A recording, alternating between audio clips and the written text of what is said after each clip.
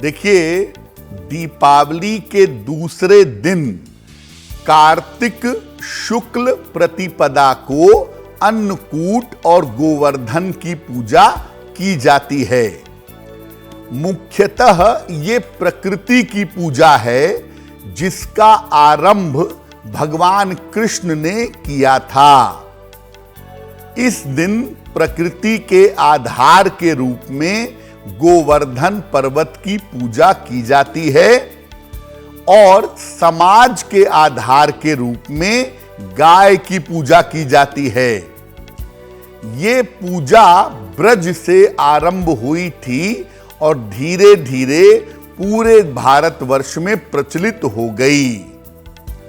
इसके पीछे की कथा आती है कि इंद्र की पूजा न करके भगवान कृष्ण ने गोवर्धन पर्वत की पूजा करवाई और जब ब्रज जलमग्न हो गया तो भगवान कृष्ण ने गोवर्धन पर्वत को उठा करके ब्रजवासियों की रक्षा की थी। इस बार अन्नकूट और गोवर्धन पूजा जो है वो 14 नवंबर को है, जिसका पालन हमें करना चाहिए। गोवर्धन पर्वत की प्रतीकात्मक पूजा करनी चाहिए और गोवर्धन गाय से भी इसका संबंध है, इसलिए गाय का वंश बढ़े, गाय बढ़े, इसके लिए भी गोवर्धन के दिन गाय की पूजा की जाती है। देखिए, प्रकृति की पूजा, गाय की पूजा और अन्न का महत्व समझना भी आपके लिए जरूरी है। इसीलिए हिंदू परंपरा में एक पूरा दिन अन्नकूट की पूजा के लिए रखा गया है। वेदों में इस दिन वरुण, इंद्र और अग्नि की पूजा की जाती है।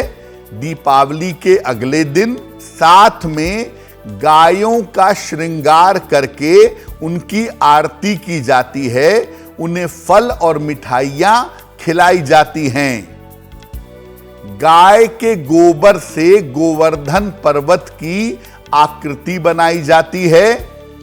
इसके बाद उसकी पुष्प, धूप, दीप और नैवेद्य से उपासना की जाती है।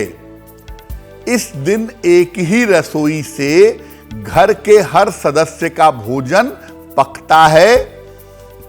भोजन में विविध प्रकार के अलग अलग तरीके के पकवान बनाए जाते हैं और घर के सभी सदस्य पूजा उपासना करने के बाद एक साथ बैठ करके भोजन ग्रहण करते हैं। तो अन्नकूट की जो पूजा है उस पूजा में अनाज का भोजन का विशेष महत्व है और जो आप भोजन बनाएंगे याद रखिएगा कि वो भोजन भगवान को अर्पित करना है, इसीलिए उसमें प्याज लहसुन का प्रवेश नहीं होना चाहिए। गोवर्धन पूजा जिस दिन की जाएगी उस दिन प्रातः काल शरीर पर तेल लगाकर तेल मल करके स्नान करिएगा। घर के मुख्य द्वार पर गाय के गोबर से गोवर्धन की आकृति बनाइएगा। गोबर का गोवर्धन पर्वत बनाएं।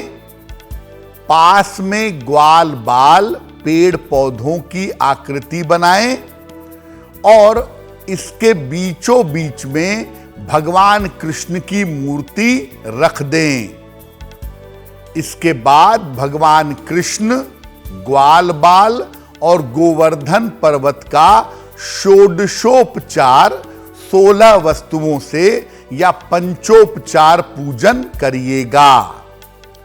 पकवान और पंचामृत का भोग भगवान कृष्ण को लगाएं। इसके बाद गोवर्धन पूजा की जो कथा है वो सुने, प्रसाद बांटें और सबके साथ मिलकर के भोजन करेंगे। अगर आप ब्रज के क्षेत्र में रहते हैं तो आप भाग्यवान हैं, आप सीधा वहां जाकर के गिरिराज महाराज की गोवर्धन पर्वत की पूजा कर सकते हैं। अन्यथा आप कहीं और रहते हैं तो प्रतीकात्मक रूप से गोवर्धन पर्वत बना करके आपको उसकी पूजा करनी चाहिए। वो आपके लिए बहुत ज्यादा लाभकारी होगा। देखिए, गोवर्धन का एक मतलब होता है गाय के वंश का विस्तार, गाय के वंश का बढ़ना। इसीलिए गोवर्धन पूजा के दिन गाय की भी विशेष पूजा की जाती है। कैसे करेंगे? प्रातः काल जब आप अपने घर में पूजा कर लें, उसके बाद गौशाला जाइएगा। संभव हो तो वहां पर गाय को स्नान करवाइए। इसके बाद गाय का श्रृंगार करिए। गाय को अपने हाथों से फल और मिठाई खिलाइएगा। इसके बाद अगर आप चाहें तो गाय को श्रद्धा पूर्वक हरा चारा भी खिला सकते हैं। इसके बाद गाय के पैरों के पास की थोड़ी सी मिट्टी लेकर के उसका तिलक करिएगा। अगर इस विधान से, इस तरीके से आप गौ माता की पूजा करते हैं तो निश्चित रूप से जीवन में समृद्धि बनी रहेगी और गाय के संपर्क में आने से आपकी रोग, बीमारियां, चिंताएं भी दूर होंगी। तो आप ये समझिए कि अन्नकूट और गोवर्धन पूजा के दिन गिरिराज भगवान गोवर्धन की पूजा भी होती है और गायों की पूजा भी होती है। दोनों ही पूजा करनी चाहिए, दोनों का ही महत्व काफी ज्यादा है। देखिए, इनडायरेक्टली, अप्रत्यक्ष रूप से जब हम गोवर्धन की पूजा करते हैं तो पूजा दरअसल भगवान कृष्ण की ही करते हैं। हां, ये बात जरूर है कि वो पूजा इनडायरेक्ट होती है। दूसरा, गोवर्धन पूजा के दिन पहले आपको बताया कि अलग अलग तरह के पकवान बना करके भगवान कृष्ण को भोग लगाइएगा।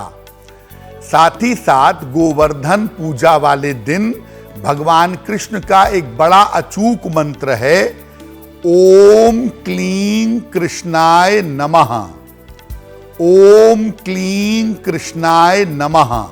इस मंत्र का अगर गोवर्धन पूजा वाले दिन आप जप करते हैं तो भगवान कृष्ण की कृपा आपको जरूर मिलेगी। एस्ट्रो तक ऐप पर आपको मिलेगा भविष्य से जुड़े हर सवाल का जवाब। डाउनलोड कीजिए एस्ट्रो तक ऐप और चुटकी में जुड़िए इंडिया के बेस्ट एस्ट्रोलॉजर से।